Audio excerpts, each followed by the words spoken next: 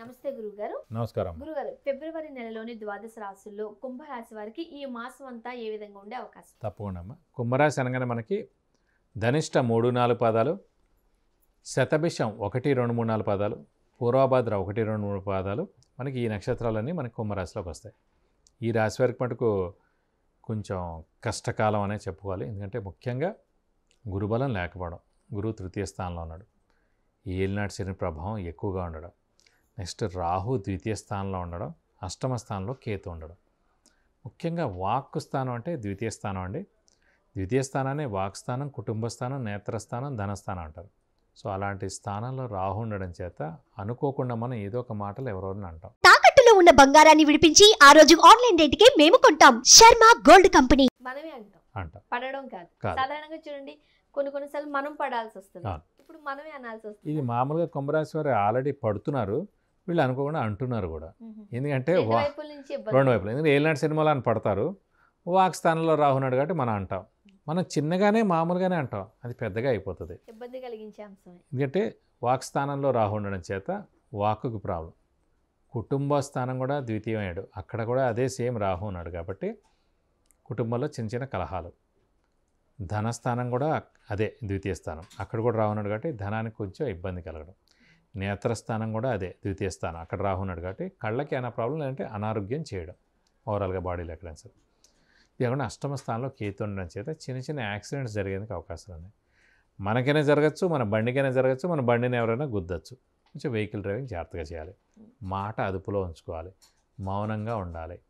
ఎక్కువగా ఎవరితోనైనా కలిసిపోయి వాళ్ళతో, ఇప్పుడు ఎలా ఉంటుందంటే ఒకళ్ళతో మనం మాట్లాడతాం వేరే వాళ్ళ గురించి, మనం ఏమనుకుంటాం మనకి వాడి శత్రువు అనుకుంటాం, ఎవడి గురించి అయితే చెప్తున్నాం, కానీ వాడు మనం ఎవడైతే చెప్తున్నాం వాడికి వాడి మిత్రుడు అయ్యి ఉండొచ్చు.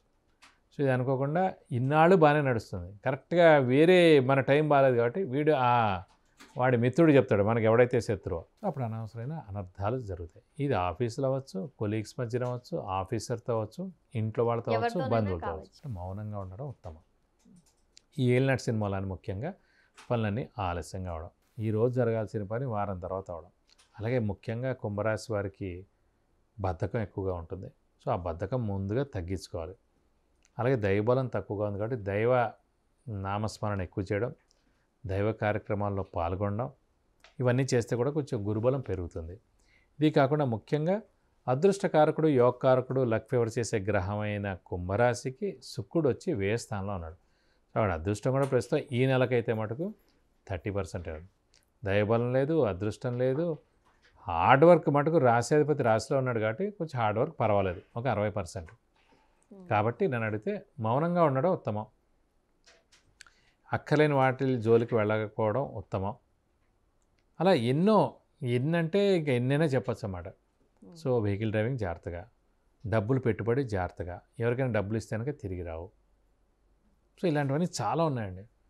సో కాబట్టి కొంచెం మౌనంగా ఉంటే మనకి ప్రశాంతంగా ఉంటుందని మనం అనుకోవచ్చు. గురుబలం సరిగ్గా లేదు అంటున్నారు, ఎంతవరకు నిజమంటారు? ముఖ్యంగా గురుబలం అంటే మనం ఇందాక చెప్పుకున్నా, మన రాశి నుంచి 2, 5, 7, 9, 11 స్థానాల్లో గురువు ఉన్నప్పుడే గురుబలం అంటారు. దాన్ని సంవత్సర కాలం పాటు గురుబలంగా తీసుకోవాలి. ఈ 2, 5, 7, 9, 11 స్థానాల్లో ఉన్నప్పుడే మనకు అన్ని శుభకార్యాలు జరుగుతాయి. చెప్పకండి, ఉన్నత చదువు రావడం, ఉన్నత చదువు అయిపోవడం, సర్టిఫికేట్ రావడం, ఫస్ట్ జాబ్ రావడం, ప్రమోషన్స్ రావడం, వివాహం అవడం, సంతానం కలగడం, ఫారెన్ వెళ్ళడం, గృహం రావడం, వాహనం రావడం, బంగారం కొనడం, ఇలాంటి మెయిన్ శుభ ఫలితాలన్నీ కూడా మన రాశి నుంచి గురుబలం ఉన్నప్పుడు, అంటే 2, 5, 7, 9, 11 స్థానంలో ఉన్నప్పుడే జరుగుతాయి. అంటే ఇప్పుడు తృతీయంలో ఉంది, తృతీయం తర్వాత చతుర్థం, పంచమం రావాలంటే ఇంకా 1.5 years పడుతుంది. కాబట్టి ప్రస్తుతం గురుబలం లేదు కాబట్టి మనం మామూలుగా మిశ్రమంగా ఉండి ఇంకొంచెం హార్డ్ వర్క్ చేసుకోవాలంతే, అంతకని చేసేది ఏం లేదు ప్రస్తుతానికి. కానీ తృతీయ స్థానం అనేది ఏంటంటే జనాల సహాయ సహకార స్థానం కాబట్టి ఒక్క అడ్వాంటేజ్ అంటే తృతీయంలో ఉన్నందుకు జనాల నుంచి మటుకు సహాయ సహకారాలు పొందేందుకు అవకాశాలు ఎక్కువగా ఉంది. అది వ్యాపారస్తులకి అయితే కొంచెం ఉంటుంది, ఉద్యోగస్తులకు జనాల సహాయ సహకారాలతో సంబంధం ఉండదు. అంటే ఎవరైతే మీరు సొసైటీతో, పబ్లిక్తో మీరు టచ్ ఉండే జాబులు ఉన్నాయో, మార్కెటింగ్ కానివ్వండి అంటే వ్యాపారం కానివ్వండి, వాళ్ళకి సహాయం ఉంటుంది, సహకారాలు ప్రజల నుంచి. మామూలు ఉద్యోగస్తులు డైరెక్ట్గా ఆఫీస్కి వెళ్తారు, ఇంటికి వస్తారు, వాళ్ళకి ఏమి ఉండదు. కాబట్టి ఆ ఫీల్డ్స్లో వాళ్ళకి ఉపయోగకరంగా ఉంటుంది. కానీ మామూలు వాళ్ళకి ఏమి ఉండదు. మరి ఆర్థికంగా ఈ నెలలో ఎలా ఉండే అవకాశం ఉందంటారు? ఆర్థికంగా మటుకు చాలా కష్టం అండి. ఎందుకంటే ఇంట్లో పెద్దవాళ్ళు, చిన్నపిల్లలు, తల్లిదండ్రులు, అయితే ఈ రాశి వాళ్ళు ఎవరెవరికి అనారోగ్యం చేయడం, డబ్బులు ఖర్చు అవ్వడం, బంధువులతో ఇల్లంతా కూడా కళకళలాడుతూ ఉంటుంది. ఏదో ఒక విధంగా పేరు చెప్పి ఖర్చు వస్తారు. అవుతూనే ఉంటుంది. పడితేనే ఖర్చు. వాళ్ళు 1 వీక్ ఉన్నారంటే చాలా అయిపోయింది. ఉమ్. ఈ సిటీలో మీరు వాళ్ళకి భోజనం పెట్టి లేదా బయట తినిపించి ఇవన్నీ తిప్పించారంటే చాలా అయిపోయినట్టే. Right. కాబట్టి అలా ఖర్చు అవుతుంటుంది. అలాగే వృధా ఖర్చు ఉంటాయి. అదే కాకుండా ఎవరో డబ్బులు అడుగుతారు, అది ఇవ్వాల్సి వస్తుంది. అప్పులు వాళ్ళ బెడద తప్పదు, షూరిటీస్ పెట్టకూడదు, స్పెక్యులేషన్స్ వాళ్ళకి వెళ్ళకూడదు. ఉమ్. ఇన్ని ఇబ్బందులన్నీ ప్రస్తుతం అనుకోకుండా కుంభరాశి వారికి వచ్చి పడ్డాయి. మొత్తం 12 రాశుల్లో ఎక్కువగా కష్టపడేది పాప కుంభరాశి వారే అని చెప్పుకోవాలి. ఎంత లాంగ్ పీరియడ్ కూడా ఉంది కదండి? లాంగ్ పీరియడ్ ఉంది. అంటే కనీసం గురుబలం రావాలన్నా మనకి ఇంకా 1.5 year పడుతుంది. అంటే 2025 ఏప్రిల్ దాకా ఈ ప్రాబ్లమ్స్ ఉన్నాయి. ఇబ్బందులు ఉన్నాయి. ఉన్నాయి. సో ఒక రకంగా చెప్పాలంటే మధ్యలో పెట్టేసి చుట్టూరు శత్రువులు ఉన్నట్టే. శత్రువులు మరి అలాగే ఎటువంటి శత్రువులు కూడా పెరుగుతారు. వాళ్ళకి ఈ పరిష్కారాలు అంటే సేమ్ మనకి శనికి చెప్పే పరిష్కారాలు.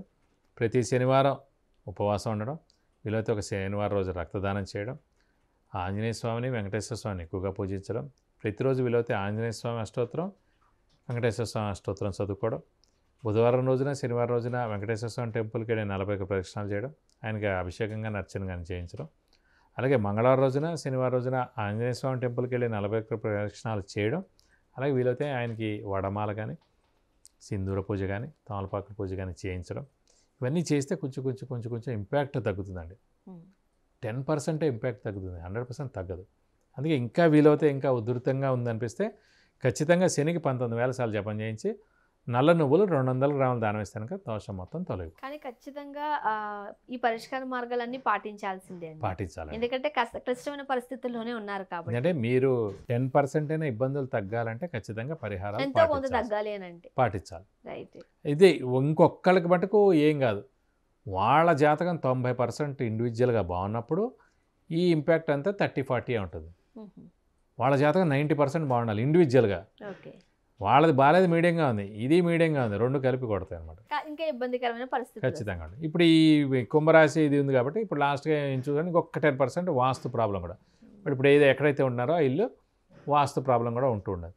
కానీ అందుకే వీళ్ళకి స్థానచలనం కూడా ఉంటుంది కాబట్టి ఇప్పుడు ఇల్లు మారిపోతే బెస్ట్, ఉద్యోగం మారిపోతే బెస్ట్, ట్రాన్స్ఫర్ అయిపోతే బెస్ట్, వేరే ఊరు జాబ్ అయితే కూడా బెస్ట్. ఇంకొక వైపుకి ఎటు వెళ్ళినా ఫస్ట్ మనకి ఇల్లు మార్పు లేదంటే ఉద్యోగ మార్పు అయిపోతే 50% ప్రాబ్లమ్స్ తీరిపోతాయి కుంభరాశి వారికి. ఓకే. స్థానచలనం అవ్వాలి. ఫిబ్రవరి నెలలోని ద్వాదశ రాశుల్లో కుంభరాశి వారికి ఏ విధంగా ఉండబోతుంది, అలానే చక్కటి పరిష్కార మార్గాలు అందించారు. ధన్యవాదాలు. నమస్కారం అమ్మా.